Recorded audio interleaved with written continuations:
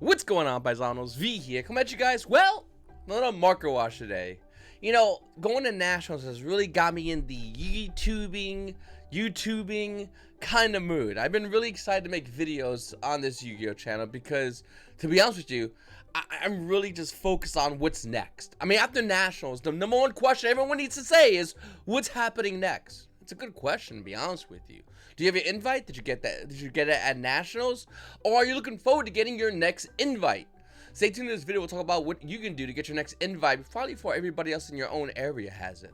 Real quickly before I begin, I just want to say I redid the website. It's about 4 in the morning, and I've been working on this website nonstop, and I redid the website for Field Center and tokens. Not only that, but there'll be a way in the future, in a couple of weeks actually, for you to buy brand new, never before seen tokens and field centers. Not only that, but there's gonna be a bit of a first dibs situation. You see, you gotta click on the link down below, join my Discord. In it will say field center and tokens. You're gonna want to wait there because the pre-sale, the pre-order for that will start there. Move over to Instagram, and then eventually I'll probably make a video, maybe. But most importantly, check out that Discord. You know, do we even talk about Duelist Nexus yet? Do we even talk about why Duelist Nexus actually might be more important than you give it credit for? Maybe anyone gives it credit for. I mean, right off the gate, Rescue Ace, a deck that kind of feels more like Spirals. See, Spirals when it first came out was hot ass. It was butt cheeks, but Spirals got some support, and then Spirals went on to run the entire meta.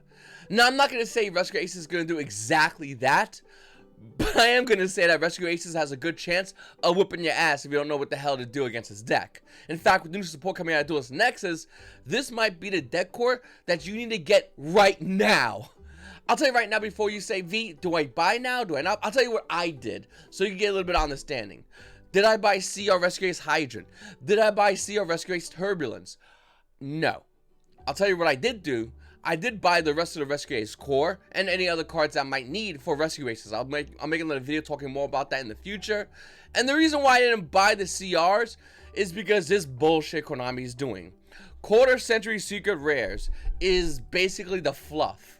It's basically the little thing you add on top that you don't need to add, but it's your way of just getting more money from the Yu-Gi-Oh players, Konami. Like I said before in previous videos, Konami has a crack habit, and you're gonna pay for it. All right, so this is the 25th anniversary tins. I don't know if it's gonna be in here or not. I'll be perfectly honest with you.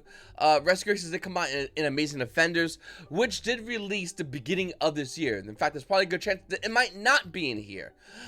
But Konami does Konami things. I mean, they said, hey, listen, this 300 card set will be from Battle Chaos, Dimension Force, Darkwing Blast, Echo Masters, Grand Creators, and this is where they get you. They go, and more.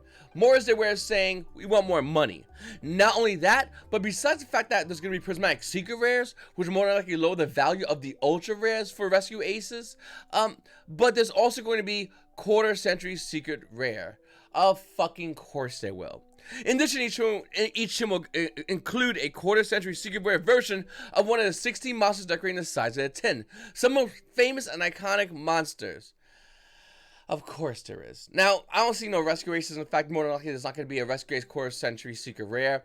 But nevertheless, there is going to be a Rescue Ace Prismatic Secret Rare, which will definitely lower the value of the CR versions of Rescue Aces. So, once again, you can go ahead and get your CRs now, but you're going to be paying it more of a primo dollar. I pretty much got the Ultra Rares. I'm waiting once we hear about the Megaton, once we know what's in the Megaton. If I don't hear the words Rescue Ace in that 300 card list, then I will go in and buy my CRs. And I recommend you do the same as well. You know, Quarter Century really put a damper on Starlight Rares. I've been telling everybody, if you saw me at National and asked me, what do I think about Starlight Rares and Quarter Century Rares, I'll say this. What Konami did by making Quarter Century Rares, Diet Coke of Yu-Gi-Oh! What they did by doing that is they're making 20 bucks a day to lose 30 bucks tomorrow. Because anytime there's a Starlight Rare coming out that Konami says, you should look at this amazing Starlight Rare, there's a chance it could get reprinted. A good chance, actually. IB Masquerena is the second most rarest Starlight Rare in the game. One of the most rarest cards in the game as a Starlight Rare. When it getting a reprint, the value did go down. Now, this value has been going down since February, but once again, a Starlight Rare, Quarter Century Rare, doesn't help pump the price. In fact, if you look at the price right now, it's roughly around $1,000. You might go, wait a minute, V, that's a lot of money for IP Masquerena. Not really. It was hitting near 17. In fact, before the announcement, it was actually roughly around $1,400. It went down a chunk of money. Looking at Divine Arsenal Zeus, once again, there it is right there. And recently, by the way, it also started going down in value. Current value of Zeus, by the way, Starlight Rare, is $380. When not long ago, you could get it for $457. This is great news for those that do want to buy Starlight Rares at a lower value. And I'll be honest with you, I might be in that boat with you, because from now on, whenever Konami says, oh, look at this new Starlight Rare, I'm going to say, well, Konami, I'll wait till you buttfuck me and everybody else, or try to at least, by making these quarter-century secret rare bullshit, and then once it happens and loads of Starlight Rares, then I'll go in and buy Starlight Rares. So you sitting there watching this video right now, you're probably saying, well, how does that do about me, V? Easily. Hey, remember that Starlight Rare Dark that you want? Just wait, because if Konami releases a quarter-century version of that card, the secret rare version of Dark, Starlight Rare version of Dark, will go down. And there'll be a good chance for you to pick it up, because Starlight Rares are still, allegedly, I've been told, are the highest rarity in the game currently, valuation-wise as well, besides Ghost Rares, but those aren't in print anymore at the moment. What I'm trying to say to you is Konami could just make any kind of bullshit rarity up, and it could bump Starlight Rares. And you don't think it can happen? Ask those who got Ghost Rares and said this is the highest, this is the peak of the mountain. Man, they had no idea. They were just at the bottom still. Alright, looking over at Nationals, we did see Exorcists go ahead and get some wins. The World's Points qualifier player did win with Exorcist. The deck is relatively inexpensive. Michaelis is the most expensive card. Michaelis, I believe, is roughly around $6 to $7. It did recently just spike up. You can see it over here.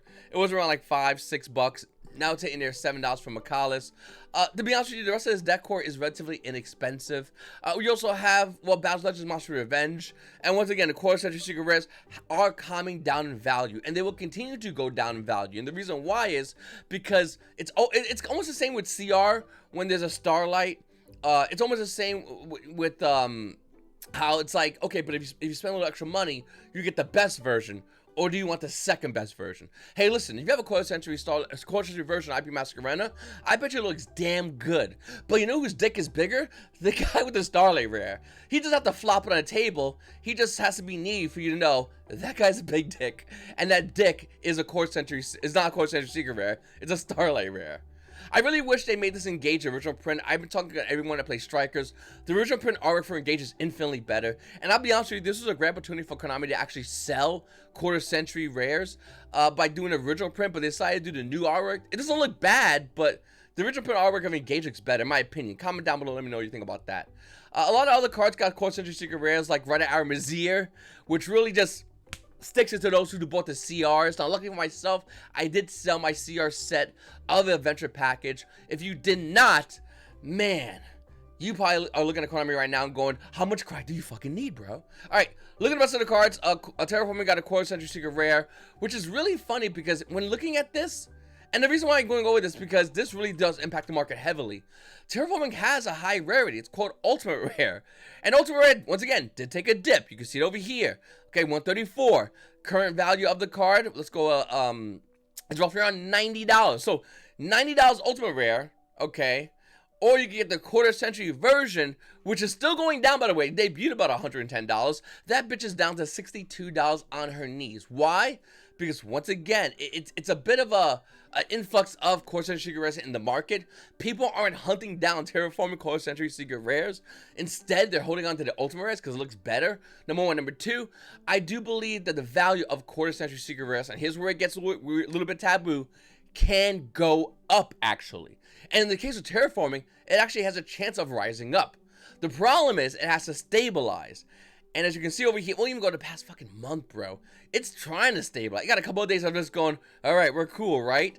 This is the floor now at 65. You can see over here at 65. Right there, see 65 right there? 65. But then the market goes, get the fuck out of here. 62, how about that? And people are fighting for that. So, I don't know what to tell you, other than the fact that the quarter-century secret rare debacle was really scuffed. Anyone opening up boxes said you YouTubers that are promoting this as amazing. Literally lying to your face. This is some bullshit. The most expensive secret rare out of Battle's Legends Monster Revenge is Sky Striker Ace Azalea, a card in which Striker players need of one of. That's it. which is kind of good once again, because if less Battles of Legends Monster Ranch is pulled, that means the value will be there in the future, because it'll be hard to get the cards because nobody wanted to buy this set. So there is opportunity in Devastation, and I do think for Battles of Legends Monster Revenge, that opportunity can lie in the Core Century Secret Rares, it can lie in the Secret Rares, or it also can lie in the Ultra Rares. Looking at previous Battle Legends sets, they have their money cards, and I do think that moving forward, Battles of Legends Monster Revenge is not going to be any different. It will have its money cards. So if you did buy this set, don't dump all the extra bulk. That actually could be value. Hold it. And I think there is good value here. I mean, IB Masquerade being at $2, I think this can bounce back. IB Masquerade previously was going up for a lot of money. Secret Rares, $2, I think that's going to go up. And there are a lot of other great cards. I mean, the Adventure Package, Red Army is the second most expensive card, it's $14. Water Enchantress is $3. Like, a lot of these cards have a chance of bouncing back. As much as I just took a hot shit on Battles of Legends Monster Revenge, there is still good value in this set. So don't just ignore it. Don't push it aside. But yeah, Core Century Secret Rares are a fucking joke. It's Konami's cash grab. Again. Looking over at Wild Survivors, someone asked me at Nationals. They said, V, why is Dinosaur CRs worth so much money? My answer is very simple, okay? So we have the crazy fanboy tribes. Number one, the most dominant tribe is Heroes. A hero player can seriously make day 2 of Nationals, and Heroes put that motherfucker on their shoulder and do a parade. Just throwing it out there, okay? Even if someone in that hero community played and actually won Nationals were not Heroes, they would tell that kid to kick rocks. This hero kid made day 2. Even though Heroes didn't make top 32 at Nationals, you get my point though. So that's number one. Heroes are number one. They're crazy. Their market's their own market. You really can't dictate it because they will buy goofy shit in here as long as it says hero on it. That's number one. Number two is Cyber Dragons. Cyber Dragons is the younger brother of Heroes. But that younger brother is growing up and the price of Cyber Dragon cards are increasing. I might do a little MarketWatch talking about Cyber Dragons. They might be what Heroes are currently. And what Heroes are currently, who fucking knows where they're going. But those people, their market keeps going crazier. So there's Cyber Dragons. Number three, I would argue, and once again, comment down below, let me know if you're with me on this one. I would argue would be the dinosaur players, the dino players.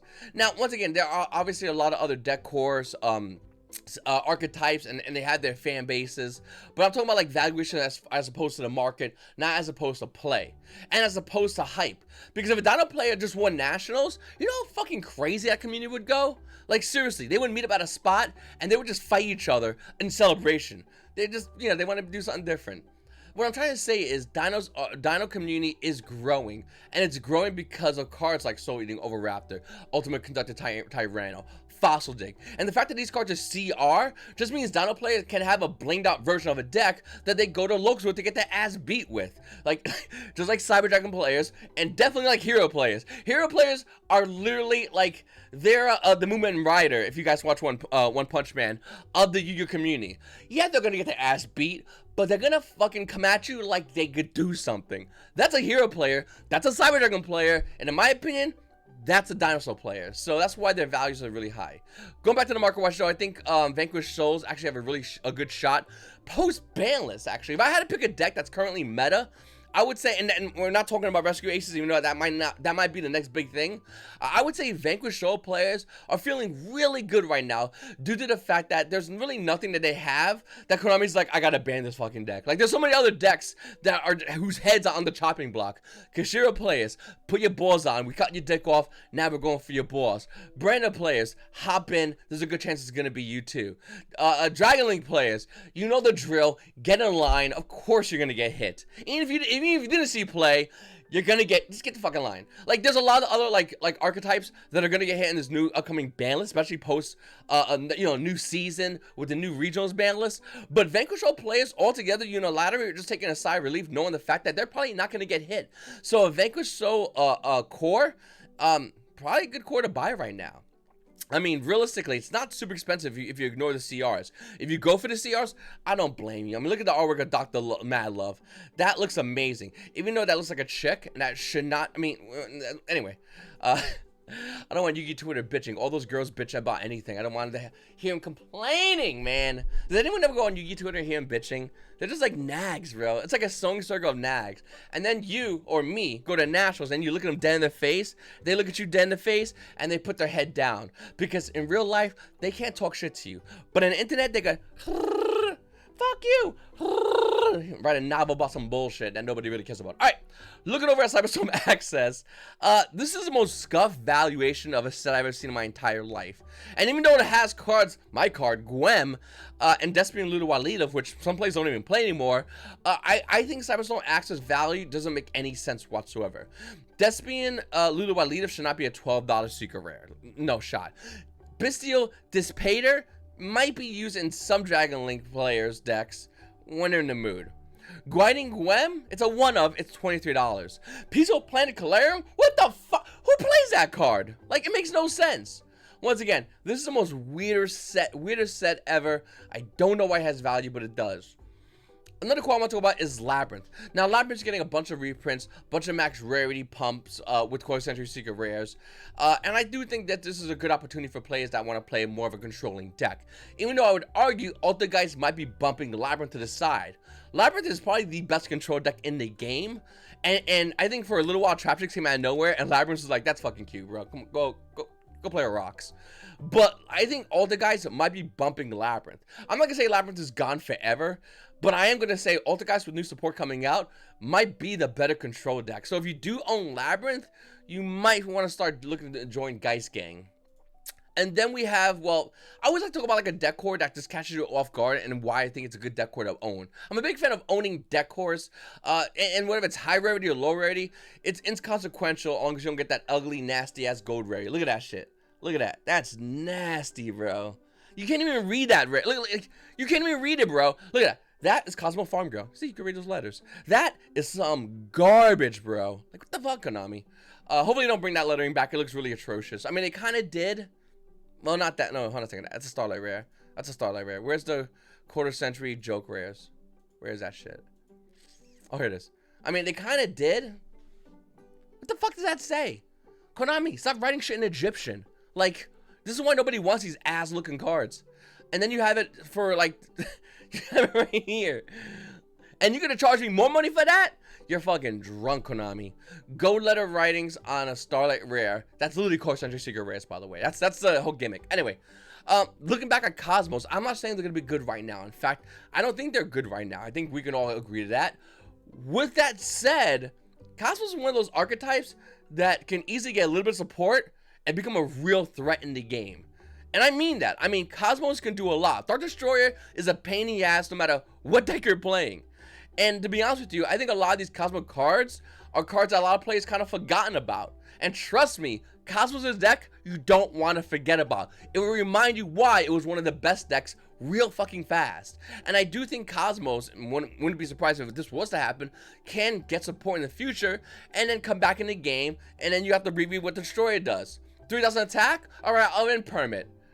No, you fucking won't. Alright, I'll Dark Hole it. Alright, you got me. Destroyer becomes a 2800 attack. Oh no, I go Slip Rider, pops your spell trap, or it becomes Forerunner, and yeah, you know, that.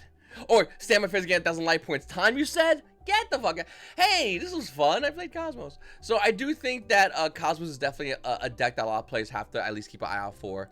I think it's a great deck core to pick up. And a card like Cosmos Destroyer, which used to be at one point $150, unlimited versions of the cards roughly around $15. And if you do want a first version of that card, you're looking to pay roughly around $22, which is not a lot for, once again, a deck core. Now, you don't have to get the secret rare. There's 2 other gold rare versions that you can get. That looks ugly, bro. God.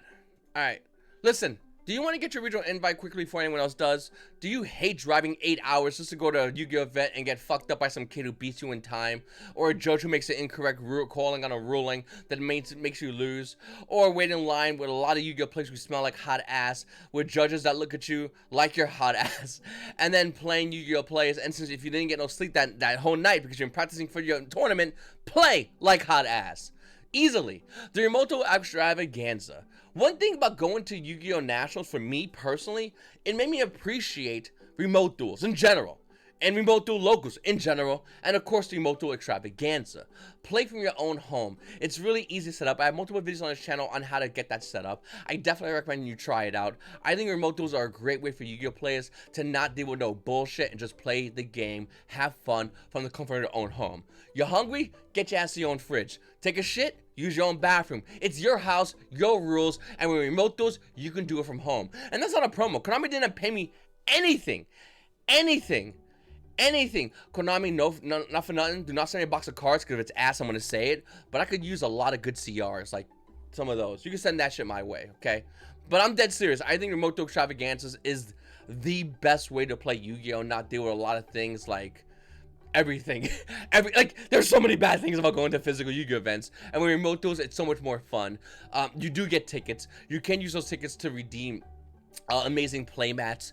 You will get your prize support mailed to you. I mean, the people that handle remote duels, they do an excellent job. They're really experienced at it. And like I said, playing Yu-Gi-Oh! For the comfort of your own home, pretty nice. If I don't want to play in a side event, I could go outside and have a cigarette. If I don't want to play in a side event, I could go to a store, come back. And if I'm playing in the main event, well, sometimes, especially like the remote duel extravaganza coming up July 29th and 30th, hell, this one's happening in California time. Look at this shit. That's California time, bro. So if you live in the East Coast, it's 12 p.m. If you live in California, get up early in California. God, like, double fucked. But, like, that's kind of nice, though. Like, July 29th, July 30th, you get to play Yu-Gi-Oh! You go farm, get a lot of tickets, grab a lot of shit that you can eBay. A lot of cool things happening in Remote Extravaganza. And more importantly, get your regional invite. Get your regional invite so you don't have to go ahead and grind regionals. I mean, you might still will. I wouldn't blame you. I just got my invite recently, and I'm still looking forward to going to places to play Yu-Gi-Oh! To get my invite again, because why the fuck not? We don't play this game for money. We play this game for glory. Why? Because that's our addiction. I always call Yu-Gi-Oh! Like a bad marriage, but I'm going to stick in it because I love it. It's your boy V, and you boys also have a great day.